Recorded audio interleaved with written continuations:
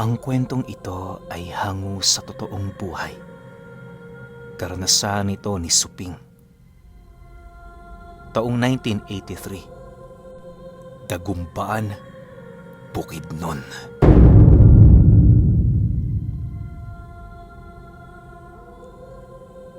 Itong mga panahong ito, merong isang matayog na puno ng nyog malapit sa bahay ni Suping, ang hindi matibag-tibag ng mga tao sa kanila. Maraming beses na yung sinubukang pabagsakin dahil sa naidudulot nitong aksidente sa lugar. Pero walang naglalakas loob na yon ay putulin. Ultimo, ang mga eksperto na pumuputol ng puno ay hindi yun pinangasan sa kadahilanang umiiwas silang matulad sa mga naunang taong nagtangka dito. Wala naman talagang problema sa punong yon. Nasa gilid yon ng daan at dadalawang bahay lang din naman ang malapit dito. Kung iisipin, hindi na dapat yon kinakailangan pang putulin, subalit magmula noong may 3 taong namatay dahil sa tinamaan yon ng nahulog na bunga, doon na nagdesisyon ang iilan sa kanila na putulin yon. Taliwas sa mga ordinaryong puno ng nyog, hindi yon pangkaraniwan. Bukod kasi sa ilang metro ang taas nito, meron din doong nakapulupot na isang puno ng dalakit na halos palaisipan sa karamihan kung papaano yun doon tumubo. Isipin ninyo, bukod sa nabubuhay yon sa pinakagitnang parte ng nyog, nakakamangha ang mga ugat nitong halos ilang dipa ang haba, maabot lamang ang lupa. Sabi-sabi ng mga matatanda, pinapatay nito ang puno ng nyog, habang ang iba naman, pinamamahayan yon ng kakaibang mga nilalang. Nagawa naman yung mapatunayan ng dalakit na baging sa pamamagitan ng pagpatay nito sa isa nilang kababaryong unang tumaga sa mga nakatarak nitong ugat sa lupa. Magmula noon, hindi na nila yon pinangasan pang putulin. Mas pinili na lamang nilang umiwas sa lugar sa pamamagitan ng paggawa ng panibagong daang maaari nilang daanan patungo ng sentro. Makalipas ang ilang buwan matapos mangyari ang mga insidente, medyo nalimot na ng mga tao sa kanilang lugar ang tungkol sa dalakit na baging. Kahit si Suping noon, hindi na yun pinapansin, gawa ng abala din naman siya sa kanyang trabaho. Wala din naman siya doong nararamdamang kakaiba, kung kaya't minabuti na lamang niyang ituon sa ibang bagay ang kanyang wisyo. Inakala niya ring kaparehas lang yon sa mga ordinaryong puno, subalit isang gabi, merong nangyaring hindi inaasahan. Habang nagpapahangin itong si Suping sa labas dahil sa bilugan ng buwan, napansin niya ang animoy napakakintab na dahon ng dalakit. Dahil sa kagilagilalas na bagay na ipinapamalas nito, kung kaya't madali naman itong nakuha ang kanyang atensyon.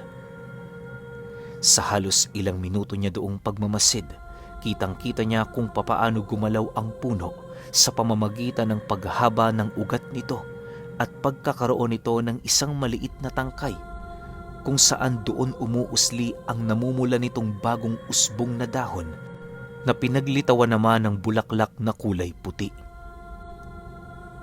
Pagbuka ng bulaklak na yon, gulat na gulat naman itong si Suping sa kadahilan ng pakiramdam ng mga mata niya, gawa sa babasagin ang mga talulot nito.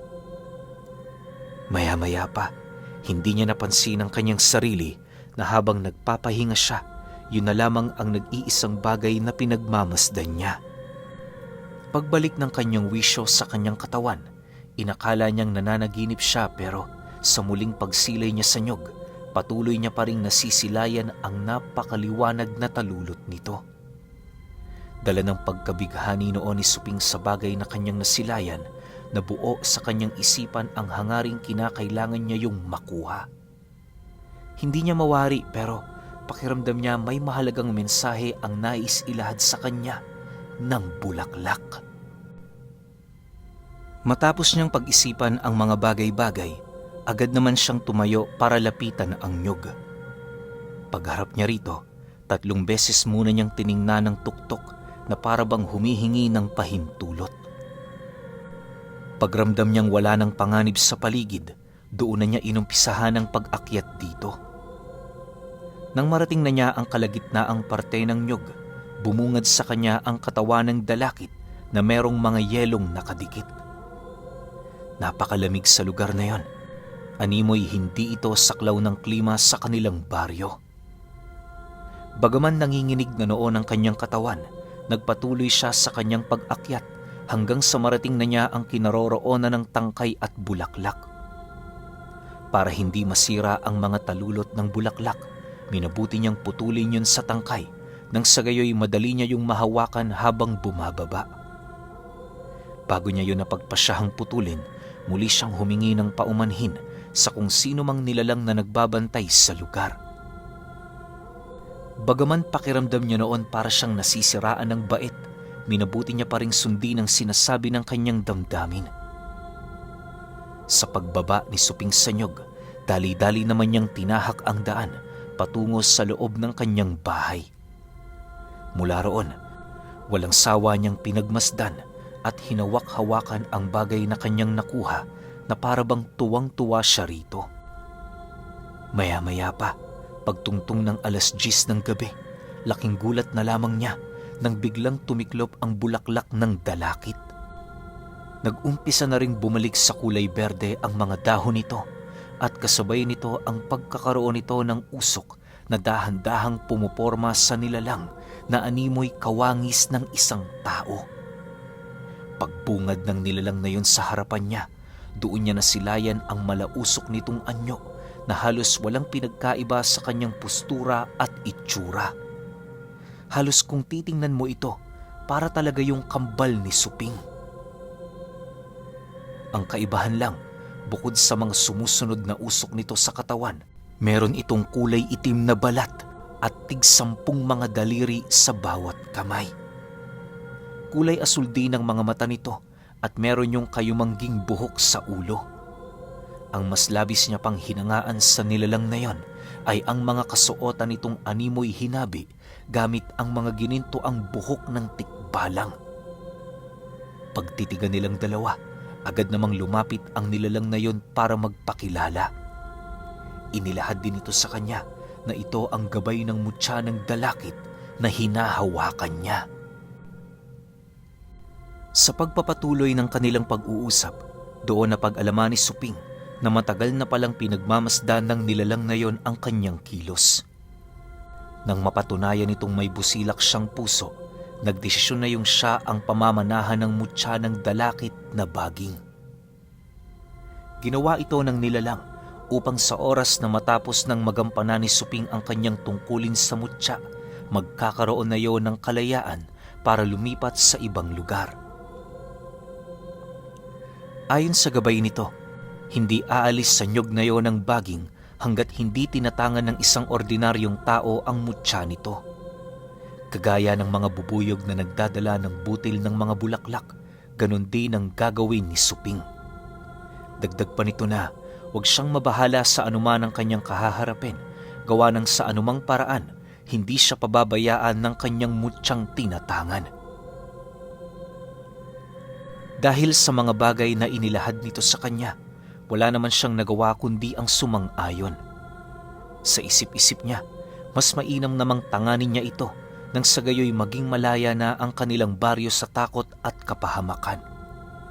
Inilahad din kasi sa kanya ng nilalang na kapag wala na ang puno ng dalakit sa nyog, maaari na nila itong putulin. Mariin din itong pinanindigan, hindi ito ang may sala sa pagkamatay ng 3 nilang kababaryo.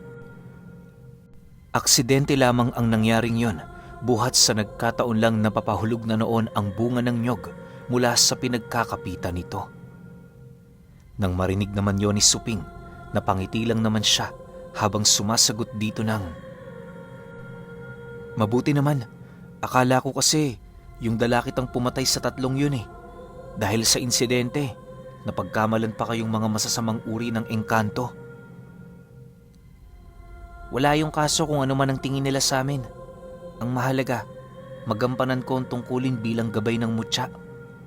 Ingatan mo ang bulaklak na yan, Suping. Huwag mong ipagmalaki sa kahit kanino kung ayaw mong bawiin ko yan sa'yo." Sagot naman ng gabay sa kanya. Matapos nitong makapagsalita, agad naman yung naglaho.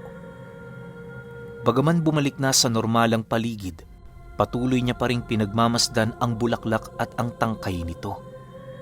Halos inabot na siya noon ng 4:00 ng madaling araw kakatitig sa bagay na yon, subalit hindi man lang siya dinalaw ng antok, dala ng kanyang pagod. Sa paglipas pa ng mga araw, tila bang mas ramdam ni Suping ang sigla ng katawan niya. Dati pumapasok lamang siya para mairaos ang araw-araw, pero ngayon nalilibang na siya anuman ang bigat ng trabahong ginagawa niya. Subalit habang umuunlad ang kanyang karunungan ukol sa mutya, doon niya dahan-dahang nararamdaman ang nagkukubling panganib sa kanilang lugar. Isang hapon, habang naglalakad siya papauwi, nakasalubong siya ng 2 lasinggerong pasuray-suray sa daan. Paglapit niya sa mga ito, bahagya naman siyang napaatras nang makaramdam siya doon ng isang napakabigat na presensya. Hindi niya mawari pero nang maramdaman niya ang bagay na yon, tila bang hindi niya mapigilan ang kanyang sarili na makaramdam ng pagkamuhi sa mga ito. Pagharap naman sa kanya ng 2 lasenggo, nanlilisik naman ang mga mata nitong tumitig sa kanya mula paa hanggang ulo. Pagtitigan nila, ramdam naman noon ni Suping ang animoy pagpupumilit nitong pangibabawan ang kanyang wisyo na siya namang hindi pinahintulutan ng gabay ng dalakit.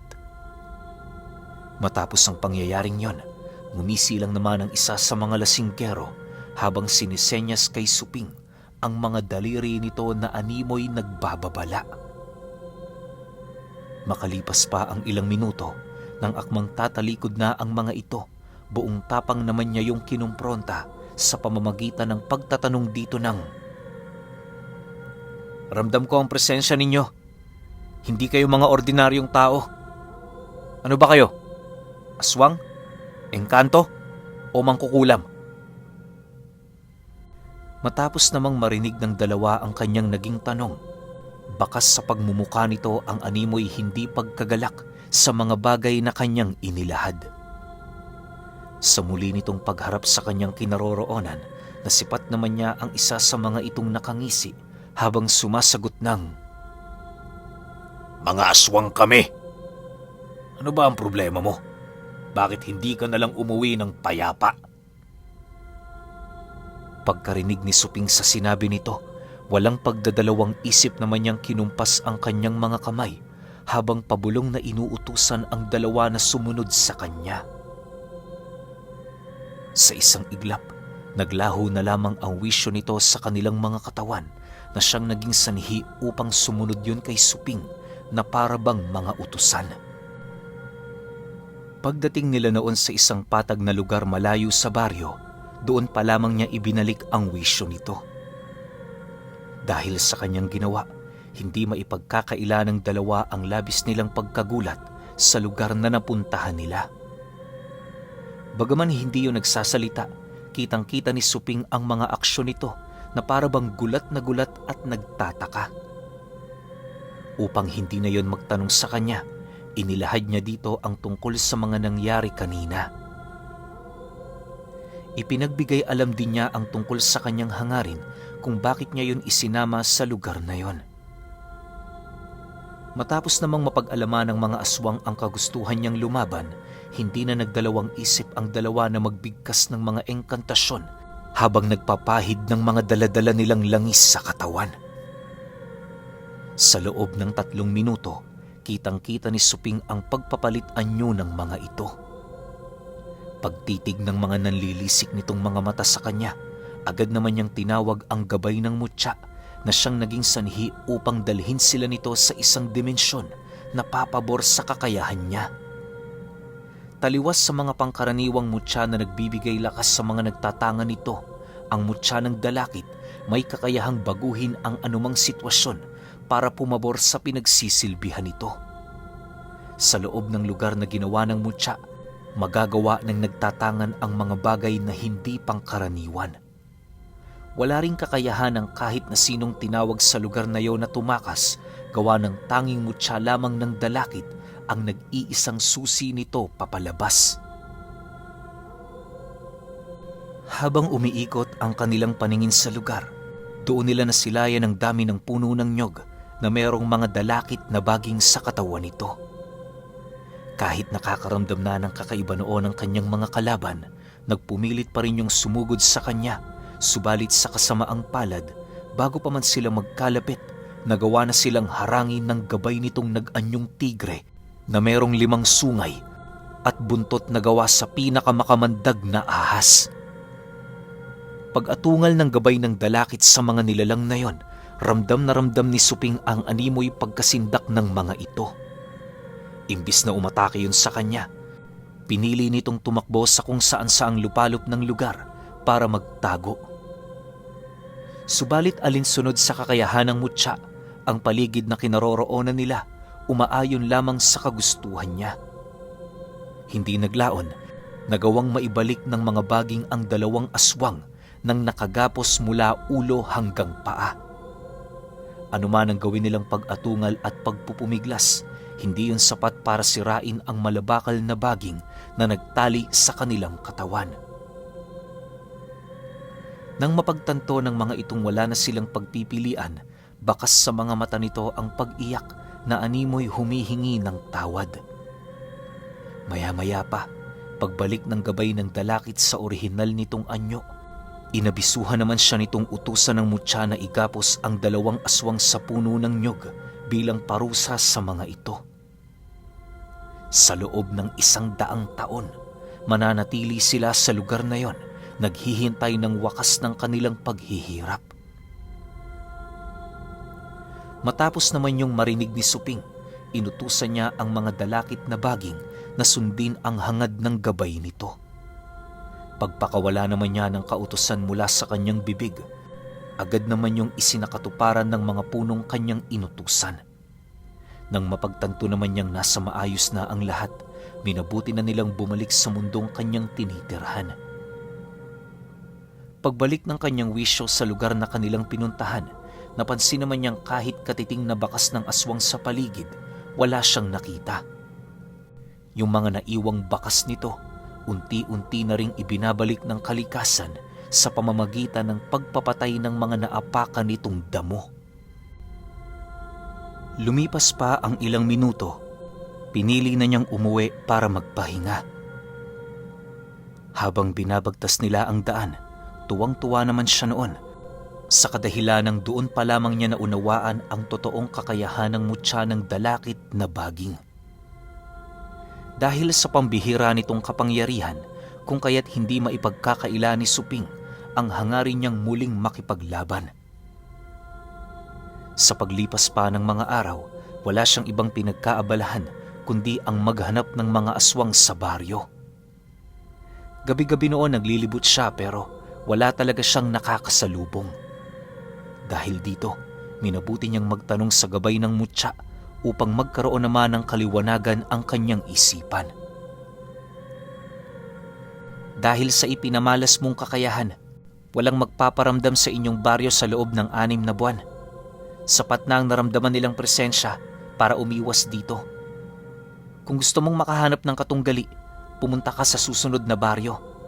Doon nasisiguro ko sa'yo, marami kang makakalaban. Sagot naman ng gabay ng dalakit pagkarinig nito sa kanyang mga katanungan. Matapos naman yung maunawaan ni Suping, hindi na siya nagdalawang isip na tumungo sa susunod na baryo.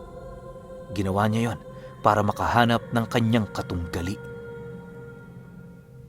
Sa pagsapit ng umaga noong sumunod na araw, bago pa man sumapit ang 1:00 ng hapon, kasalukuyan ng naglalakbay itong si Suping. Wala siyang ibang dalang gamit noon maliban sa isang maliit niyang bayong na naglalaman ng kanyang mga pagkain.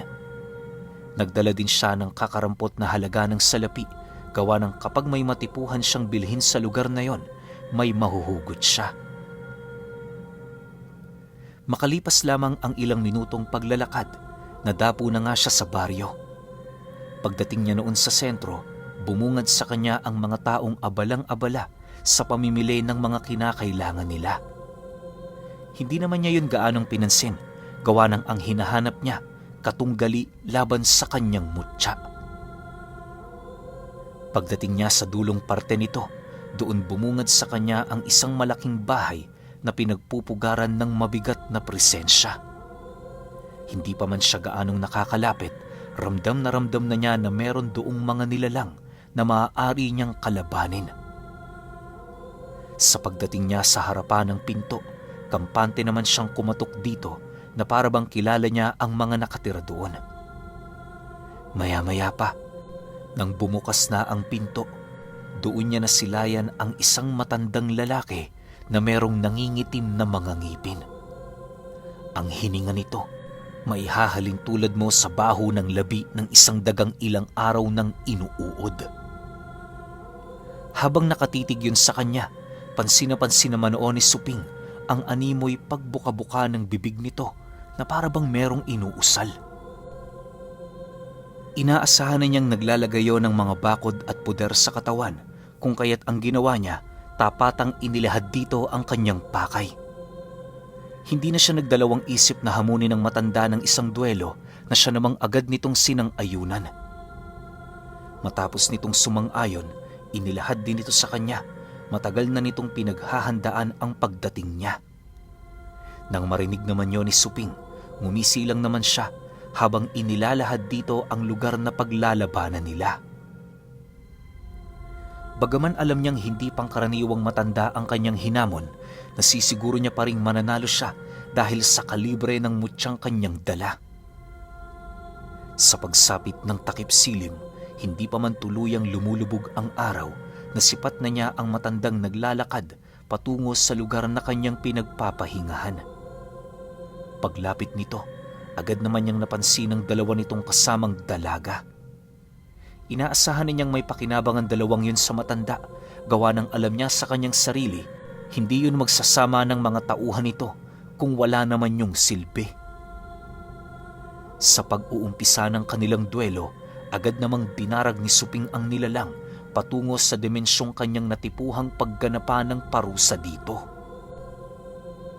Paglitaw ng isang napakalapad na lugar kung saan maraming nakatarak na espada sa lupa, nasipat niya ang matanda na panayang paghagalpak habang paulit-ulit na sinasambit ang pangalan ng kanyang mutya. Hindi naglaon, buong lakas naman yung sumugod sa kanyang kinaroroonan na siya namang agad na sinunggaba ng gabay ng dalakit. Habang nagbubuno ang dalawa, kitang-kita niya na ang tinatamo nitong pinsala sa katawan ay nalilipat sa mga dalaga nitong kasama. Dahil sa pangyayaring yon, napangisi lang naman itong si Suping habang inuutusan ang lugar na yon na ipagsawalang bisa ang kakayahan ng matanda. Sa isang iglap, ang lakas at bilis ng pagiging gabunan nito ay bigla na lamang naglaho habang dahan-dahang nanunumbalik sa kanyang orihinal na wangis ang anyong kanyang ginagamit para makipaglaban sa gabay ng dalakit. Pagbalik ng matanda sa pagiging ordinaryong tao nito, buong puwersa naman yung kinaladkad ng gabay ng mutya sa lupa at mabilis ang pinako sa pamamagitan ng mga espadang nakatarak sa paligid. Bawat isa sa mga lugar na natitipuhan kong paglabanan, merong mga bukod tanging kaparusahan para sa mga talunan. Ang lugar na ito, unti-unti kang ibabaon ng buhay at mula sa kailaliman, mananangis ka sa loob ng mahabang panahon. Hindi mo maigagalaw ang iyong katawan at tanging ang gagana lamang ay ang iyong kamalayan. Tanggapin mo ang parusang iginagawad ko sa'yo. Wika ni Suping habang tinitingnan ang matandang nilalamo ng lupa. Sa paglaho nito, agad naman siyang bumalik sa mundo ng mga tao na parabang walang nangyari. Dahil sa ganoong kakayahan noon ni Suping, ipinagpatuloy niya pa ang kanyang paglalakbay sa paniniwalang ang biyayang kanyang tinangan ay nakalaan talaga para sa pagpaslang ng mga masasamang uri ng nilalang. Yung nakaraan niyang buhay noon iniwan na niya, gawa ng sa isip-isip niya, hindi na siya nababagay sa kanyang mga pinaniniwalaan noong mangmang pa siya. Pero alam niyo ba, na dahil sa ginawa niyang paglalakbay sa kabuoang lugar ng bukid nun at sa mga lupaing sakop pa nito, marami na siyang natulungan. Lahat ng yon ay labis-labis niyang ipinagpasalamat dahil sa tinatangan niya ang mutya na may iba't ibang domi.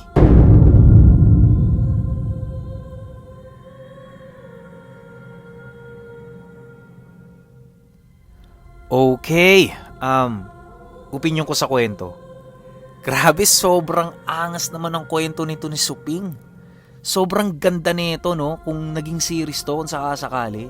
Kasi isipin ninyo kayang kontrolin ni Suping yung domi na pupuntahan nila. Ano ba ibig sabihin ng domi? Parang teritoryo yon na ikaw yung nangingibabaw. Ikaw yung malakas sa teritoryo na yon. Tas kung anong gusto mong mangyari sa teritoryo na yon, pwede mong gawin o pwede mong hilingin. Ang lakas na itong mutya ng dalakit. Alam nyo bang, first time ko lang narinig to pero ibang klase kasi yung pagkakakuha niya ng mutya. Isipin niyo pumulupot pa sa nyog. Di ba alam naman nating lahat na may sariling mutya yung nyog.